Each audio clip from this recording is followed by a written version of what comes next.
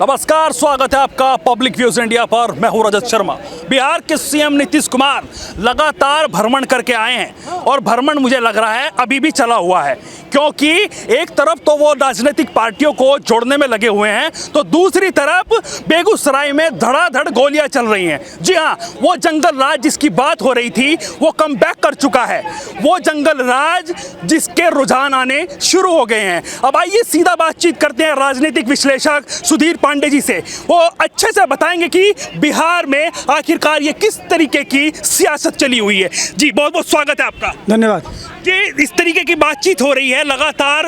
जो बिहार के सीएम हैं वो भ्रमण पर हैं और उनके राहुल गांधी के साथ फोटो है, सोनिया गांधी के साथ है और तमाम ऐसे बड़े नेता जिनके साथ में उनकी बातचीत हुई है। क्या लग रहा है आपको ये जो भ्रमण हो रहा है और वहाँ पर बिहार में धड़ाधड़ गोलियां चल रही हैं, क्या कहेंगे इसको लेकर? ये कह रहे हैं कि मैं प्रधानमंत्री का उम्मीदवार नहीं हूँ। हाँ। और दूसरी तरफ यह कह रहे हैं और बड़े बड़े पोस्टर लग रहे हैं कि बिहार नहीं पूरे देश का हवा यहीं से निकालेंगे। हाँ। वो ये सोच रहे हैं कि राजनारायण एक बार पूरे विपक्ष को एक करके और इंदिरा गांधी को हरा दिए थे, वही सपना देख रहे हैं नीतीश बाबू। तो वह जो सपना था, चूंकि इस देश में इमरजेंसी लगा था, इमरजेंसी के बाद उस देश में ऐसा माहौल बना था। कोई इस देश में इमरजेंसी नहीं है। इमरजेंसी आप लोगों ने लगाया है नीतीश बाबू। आप किसके साथ खड़े हैं? लालू यादव के साथ। लालू यादव ईमानदार हैं? आप बताइए ना। आप इतने दिन जो जिस जंगल राज के नाम पे सुशासन बाबू बने थे, किसके खिलाफ? आप जो मंचों से जिस जंगल राज की बात करते थे कि हमने इतने अपराधी मार दिए, इतने को जेल भेज दिए, ये काम कर दिए, किस तरह का वातावरण था, किस तरह से लूट होती थी, किस तरह से हरियाणा से भैंस लाद के स्कूटर पे आता था, किस तरह से हर जिले में अपराधी थे, यही कहते थे ना मंचों से। आप यही बोलते थे ना। वो कौन थे? उनके गोद में आप खेल रहे हैं कि नहीं? तो मैं बहुत पाक साफ हूँ, सफ़ेद शर्ट पहना हूँ और कोयले में जाके बैठ जाऊँ तो ये सफ़ेद रहेगा? आप मुझे समझाएंगे ये काला होगा कि नहीं? तो आप जाके लालू यादव जिनके पूरे परिवार में, अरे क्या बात कर रहे हैं यार, ये भ्रष्टाचार के जन्नी लालू यादव का परिवार है। गरीबों का कितना खेत बाड़ी सब कुछ लिखवा लिया। अभी जेल जाने वाले हैं इनका बेटा, इनका बेटा, इनकी बेटी, इनकी पत्नी, तीनों जेल जाने वाले हैं। वो तो कहते हैं ना, बीजेपी लगातार यही सोचती रहती है कि किसके घर ईडी की रेड बिठवानी है, किसके यहाँ सीबीआई की रेड गिरवानी है। वो तो लगातार ये भाजपा पर कह रहे हैं ना, मोदी जी को कह रहे हैं वो। अच्छा ठीक है, सही बात का, एकदम सही कहें। अच्छा नीतीश बाबू एक बात बताइए, आपका फोटो था राहुल गांधी के साथ, आप गए थे केजरीवाल के साथ, आपके समर्थक हैं लालू यादव। जब भारतीय जनता पार्टी विपक्ष में थी तो 3-4 घोटाले हुए थे। हम जब आंख खोलते थे शर्मा जी तो साला 175 करोड़ कोयला घोटाला, आंख खोलते थे 1,40,000 करोड़ 2G घोटाला, आँख खोलते थे एक हफ्ते बाद आँख खोलते थे 75,000 करोड़ कॉमनवेल्थ घोटाला, पता चला 75,000 एकड़ जीजाजी घोटाला। सुनते सुनते माने लोग पक गए थे, उतना रुपया सुने ही नहीं थे उतना। और पता चलता था कि इस देश का किसान रोज मर रहा है। और राहुल गांधी के जो वित्त मंत्री थे वो गमला में गोभी उगा के करोड़ों कमा लेते थे। तो राहुल गांधी जो आपके पी चिदम्बरम जी हैं, गमले में गोभी उगा के करोड़ों कमाते थे, वो फार्मूला देश के किसानों को दे दिए होते तो शायद वो मरते नहीं ना। अब सुनिए तो, अच्छा अब भारतीय जितने घोटाले हुए उसकी जांच कहाँ से हुई?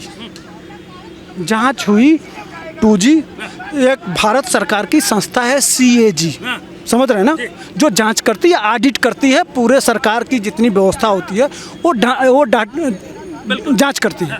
CAG के रिपोर्ट उठाते थे, सुप्रीम कोर्ट में ले जाते थे, सुप्रीम कोर्ट में रखते थे कि यह इस तरह का डाटा के हिसाब से यह जांच करवाइए। सुप्रीम कोर्ट से कहते थे कि जांच करवाइए, इसमें घोटाला लग रहा है।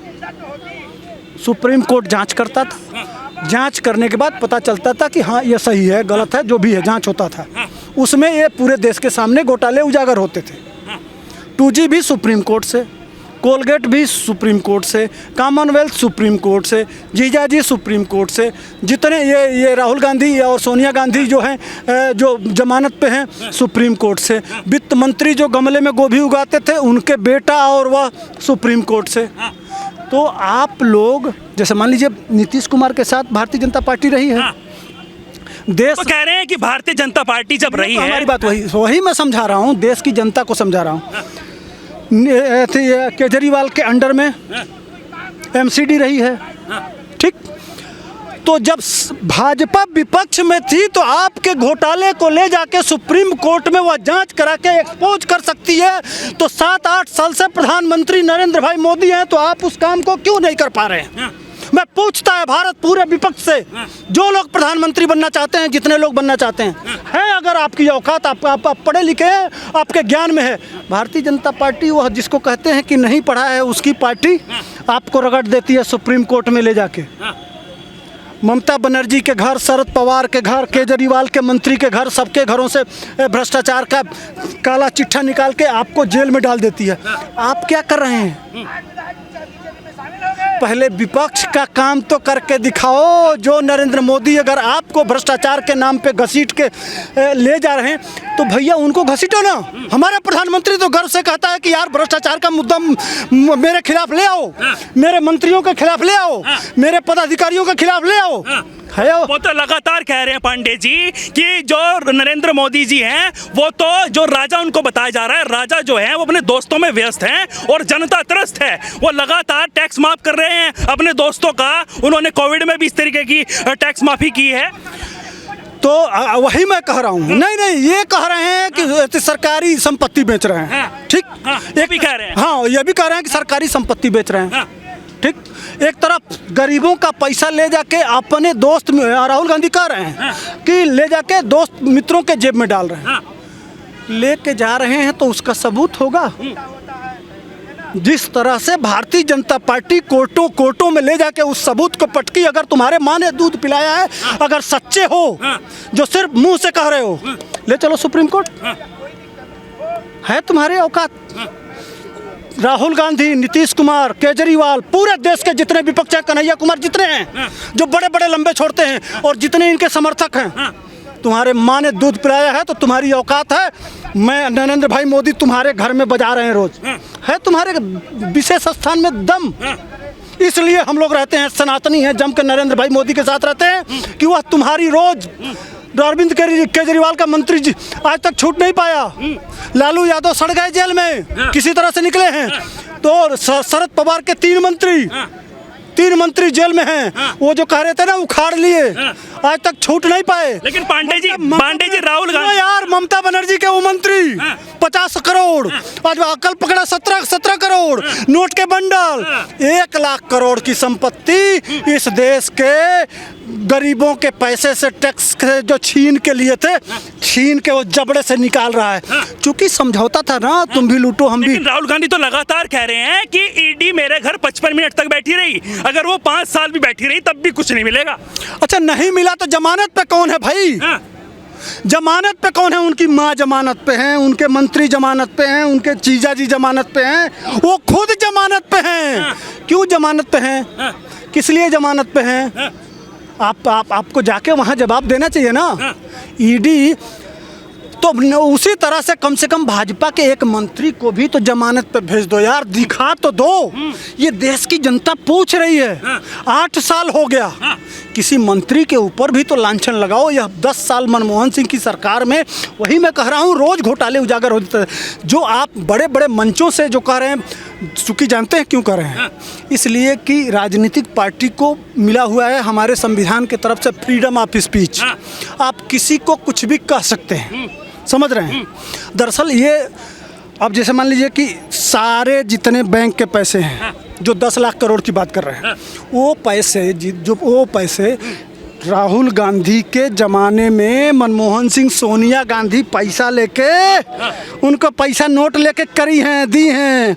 अभी तो उस समय दिए। अब वो भाई अगर मान लीजिए कि हमको पैसा मिल रहा है, हमने कमीशन दे दिया और हम भागे देश छोड़ के नहीं, लेकिन हमने एसेट ख़त्म कर दिया। भाई साहब, उन इस समय डाटा उठा के देख लो, सबसे ज्यादा पूरे 70 साल में इन उद्योगपतियों से सबसे ज्यादा पैसा अगर वसूली हुआ है तो वह नरेंद्र भाई मोदी के ज़माने में हुआ है। नीतीश कुमार को केजरीवाल प्रधानमंत्री बनना पसंद करेंगे? उनसे छोटे हैं वो, कहेंगे तुम इंजीनियर हो तो हम IAS रहे हैं जी, समझ रहे हैं? जिस तरह से RCP सिंह वाली बात हो रही थी, वो कहेगा कि अखिलेश यादव कहेंगे कि भैया तुम तो इंजीनियर हो, मैं तो कनाडा से पढ़ के आया हूँ, ऑस्ट्रेलिया से पढ़ के आया हूँ, समझ रहे हैं? उसके बाद से KCR आए थे तो क्या हुआ था, याद है? KCR आए थे, नीतीश बाबू आपको प्रधानमंत्री बनाने के लिए KCR आए थे, बैठो बैठो बैठो बैठो, आप बड़ा बड़ा मगन थे, बड़े खुश थे, बस बस अब तो प्रधानमंत्री की घोषणा होने वाली है, एकदम मन में लड्डू फूट रहा था, क्या पूछना है, गदगद थे। उधर लालू यादव के बेटा बैठे थे, इधर नीतीश कुमार बैठे थे। जब पत्रकारों ने पूछा कि आप नीतीश कुमार का घोषणा कर सकते हैं प्रधानमंत्री के रूप में, तो कहे कि हम कैसे घोषणा कर सकते हैं भाई, तुम 47 सीट लिए हो, वो तुम्हारे दुन्ना सीट लेकर बैठा है तो वो प्रधानमंत्री बनेगा कि एक बात बताइए नीतीश कुमार बनेंगे? एक बताइए, 47 सीट लेकर नीतीश कुमार बैठे हैं और 150 सीट लेकर ममता बनर्जी बैठी हैं, वो प्रधानमंत्री बनेंगी, समझिए इस चीज़ को। अब उसके दुन्ना सीट लेकर 2-3 राज्यों में राहुल गांधी हैं, वो प्रधानमंत्री बनेंगे। अरे ये बेमेल खिचड़ी बनने वाली कभी नहीं है, सपने देखा करें और जनता उसी को वोट देगी। लेकिन पांडे जी, जीतन राम मांझी तो ये कह रहे हैं कि नीतीश कुमार को PM कहना शुरू कर दो, क्योंकि अब JDO जो वहाँ के RJD के जो वो हैं तेजस्वी यादव, अब वो मुख्यमंत्री रहेंगे और आगे 2024 में गद्दी पर बैठेंगे नीतीश कुमार। कहने में क्या जाता है, समझ रहे हैं ना?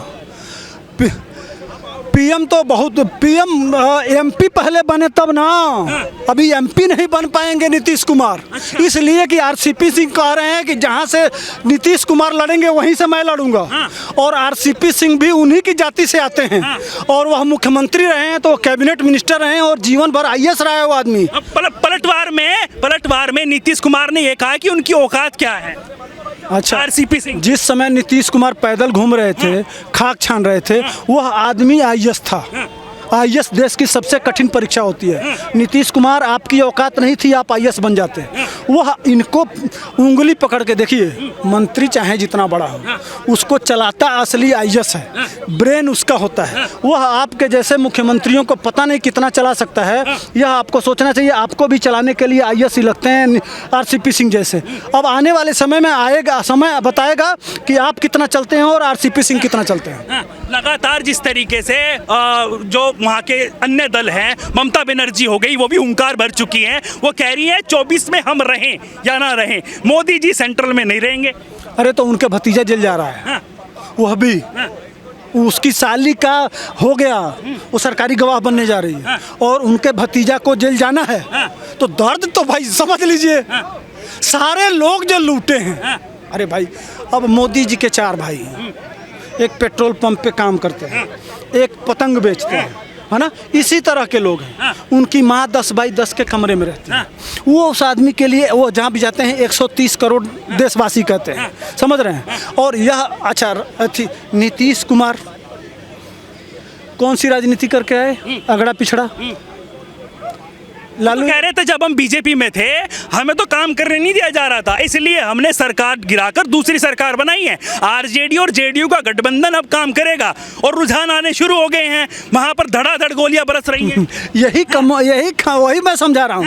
अच्छा एक बात बताइए, बिहार में जितने काम हुए हैं, नल जल आप जिसका नाम कर रहे हैं, रोड का काम, जितना विकास का काम, जिस समय आप लालू यादव के राज में जब गए थे 2014 में, उस समय का विकास बता दीजिए, और जब भाजपा के साथ थे तब विकास बता दीजिए, दोनों को तुलना करके बता दीजिए। बिहार की जनता समझ। पांडे जी सुनिए तो, नीतीश कुमार ने क्या कहा है कि ये जो धनाधन गोलियां बरसाई गई है बेगूसराय में, ये चाल है, ये किसी ने जानबूझकर कराया है, नहीं तो यहाँ पर किसी की हिम्मत नहीं है कि यहाँ पर इस तरीके का कांड कर दे। अब नीचता पे उतर गए हैं ये लोग। अब ये समझिए कि जिनके जिनके ऊपर गोली चला है अगड़ा पिछड़ा करने के लिए, उनकी जाति बताई गई है। माने अगर सवर्ण मर रहा है तो मरे, पिछड़ा मर रहा है तो मरे, वह बिहार के नागरिक नहीं है। उनकी ये स्तर आ गया, आपको अब बताना पड़ रहा है कि किसके ऊपर गोली चली है। इसका मतलब माने आपके जानने वाले अगर आप पिछड़ा किसी को गोली मार दे सब चलेगा। ये इस देश में देश को बताना चाहते हैं नीतीश कुमार जी, ये चलेगा इस देश में। इस बार बिहार की जनता आपको जो बताएगी ना, वह सपना में सोचें। जितना ये इकट्ठा होंगे, देश की जनता समझ रही है कि ये किस लिए हो रहे हैं। जैसे यूपी में चुनाव हो रहा था ना, जो मायावती और अखिलेश एक जगह हुए तो समझ गई कि बस ये किस लिए इकट्ठा हो रहे हैं, समझ रहे हैं। और उसी तरह से जो ये इकट्ठा होंगे समझ जाएंगे कि बस बस बस बस बस बस ये पुरानका खेला करने के लिए, देश के विकास को रोकने के लिए। अच्छा बन भी जाए सपोज करिए, तो यह कितना दिन चलेगा, कितना दिन चलेगा। ये देश के लोग मूर्ख हैं। आज स्पष्ट सरकार है तो देश की गति कहाँ है। और जब लंगड़ी सरकार होगी, कहा था ना असदुद्दीन ओवैसी, कहा था कि भारत को कमज़ोर प्रधानमंत्री चाहिए, इसलिए कहा था कि 2040 तक इस देश को इस्लामिक राष्ट्र बनाना। ओवैसी कहा कि इस देश को मोदी जैसा मजबूत प्रधानमंत्री नहीं, कमज़ोर प्रधानमंत्री चाहिए, समझ रहे हैं। वो तो एक एजेंडा है इस देश का जिसको सारे लोग मिल के पूरा करना चाहते हैं। वो 47 से वो चला रहा है। देख नहीं रहे हैं आज एक गांव को वक्फ बोर्ड के नाम पे, एक गांव तमिलनाडु में एक गाँव को कह दिया गया कि नहीं अब तुम घर छोड़ के निकल जाओ, सारे हिंदू 87% हिंदू हैं। 500 साल पुराना मंदिर है, समझ रहे हैं ना। इस देश में क्या क्या खेला हुआ है, वो सब खेला अब वही खेला ये लोग किए हैं। राहुल गांधी का परिवार, नीतीश को परिवार, लालू यादव का परिवार, ये सब जो खेला किए हैं, जनता की आंख धीरे धीरे खुल रही है, वो समझ रही है कि क्या क्या किया गया। एक बात बताइए, संविधान का आर्टिकल 30 में जितने अल्पसंख्यक हैं वह अपने धार्मिक शिक्षा, मस्जिद, माने सारे काम कर सकते हैं।